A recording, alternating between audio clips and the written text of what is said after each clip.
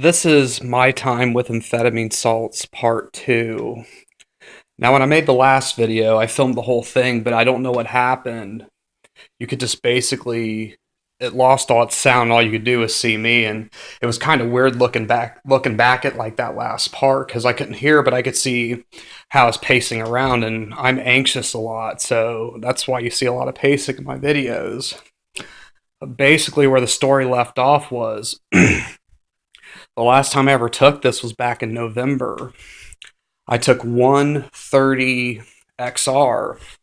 I took that at like 8 o'clock the one night, and I didn't completely come down till about 3 p.m. the next day, so I was speeding for almost about 24 hours.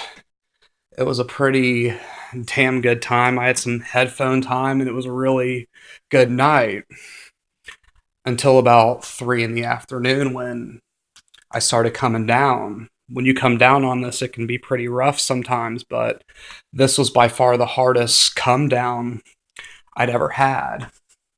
And I can tell, I think doing this has had some effects on my stomach, so that's another reason I had to quit.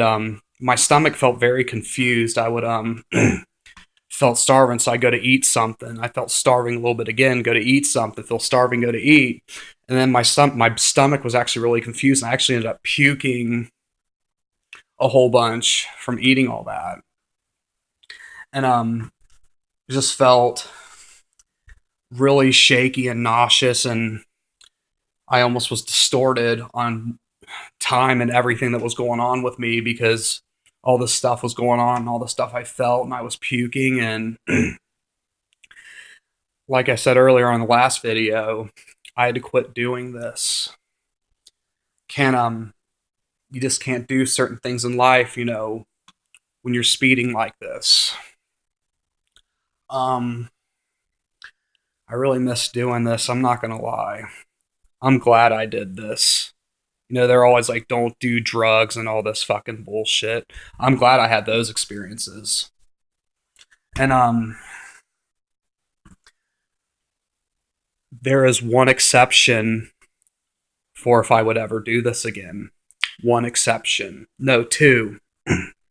If I was told I had 24 hours to live or 48 or 36 or whatever, the first thing I'm going to go do is get one of these 30 XRs and put on my headphones and go out that way. Or if I was told the world was ending, let's say we had a fucking 3 or 4 day warning that the world was ending, I'm going to go out on a fucking speeding binge again and just live my life those last few days, because when you're on it, you don't give a fuck about anything. Everything is sunshine. Everything is beautiful. You don't give a fuck about anyone else. You have all the power mentally, and you have all the power. And yeah, basically those are the only two ways I'd ever do it again. But I think that's about it. I think that includes the amphetamine story, and I'm fucking out of here.